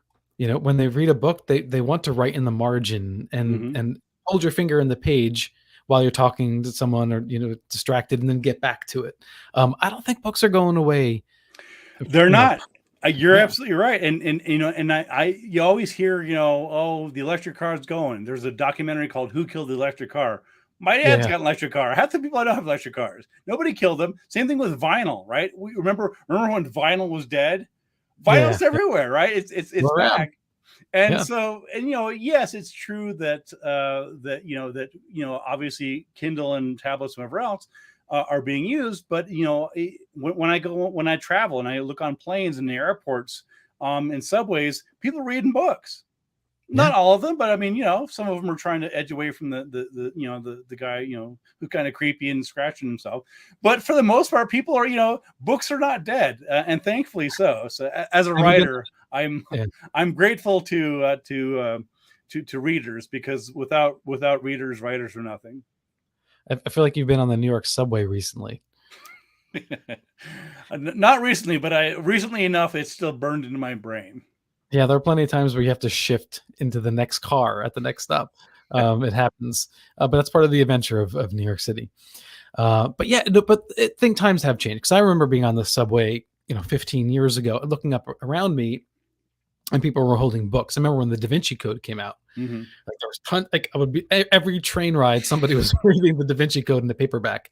But now when you look around, there's far less paperbacks but there are still people that read them. Yeah. And I think also it's kind of physiological, because our eyes get so tired of looking at screens all the time. It's just a nice break away from the screen.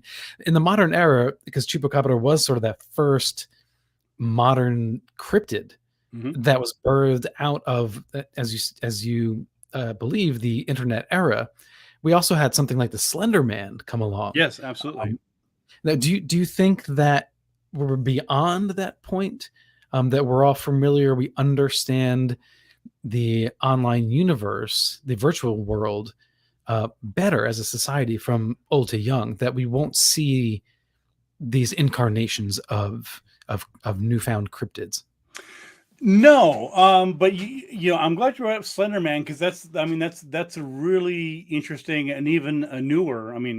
As far as new monsters go, a colleague of mine, folklorist Andrea Kita, Kitta, she's done some interesting stuff on Slender Man, so basically, as much folklore as there is involved in Chupacabra, and it's heavily infused with folklore, as I've discussed.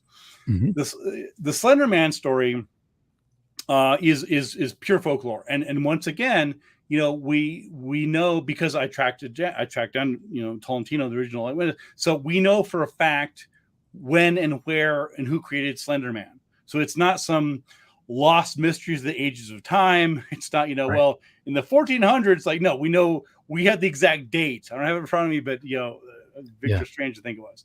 So one of the characteristics of folklore is that it evolves over time. So folklore is not static. So same with urban legends. So urban legends, there's lots of different urban legends. There's the vanishing hitchhiker ones. There's this and there's that.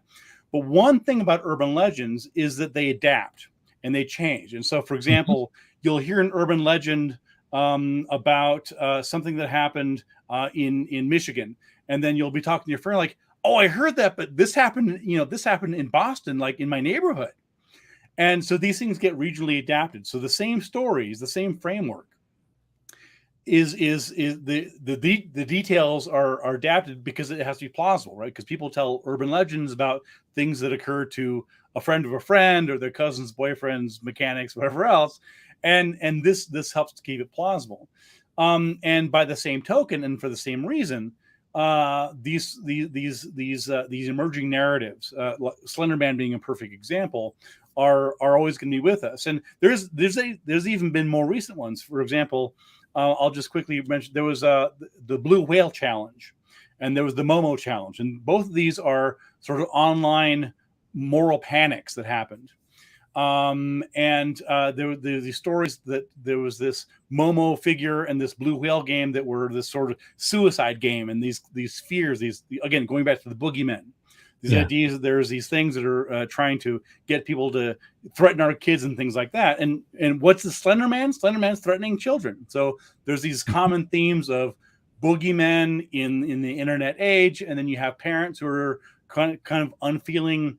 They're feeling uncomfortable with their own lack of facility in decoding emojis, Instagram. So there's always this parental thing like, oh my God, what are my kids doing online? And for the most part, they're not doing anything bad. But there's always what are kids today doing? And that folds right in with it. Ben, thanks so much for joining us tonight. I appreciate it. Thanks for inviting me. This has been great chatting with you and great questions. And this is fun. We should do it again. Yeah, I'd love to. And you've covered so much. And what's your next topic of interest? Ooh, my next topic of interest. Well, that's a good way. So we just did on my podcast, we just did a show on levitation. Probably, so I might write a piece on the Dover Demon. I might do another psychic detective case. Kenny Biddle, who showed up on the show a bit ago. Kenny and I we've sort of partnered in investigating some psychic detectives in real time. So we might circle back to that. All right. And thank you, Wes H., Kenny Biddle, and Peace for joining us. UFOT and Kat, thank you so much for jumping in. Genghis, thank you, Maria. I appreciate you guys. I really, really do. Lar De Souza, who I missed, and UFO Bigfoot, thank you all. You make the chat exciting, and you bring a lot of intelligent questions to the table, which myself and the guests always appreciate. Ben, have a good night. Thanks. You too. Bye. All right. Thank you, everyone, for joining us tonight. And a quick announcement, April 1st in Pine Bush, New York, I'll be giving a lecture.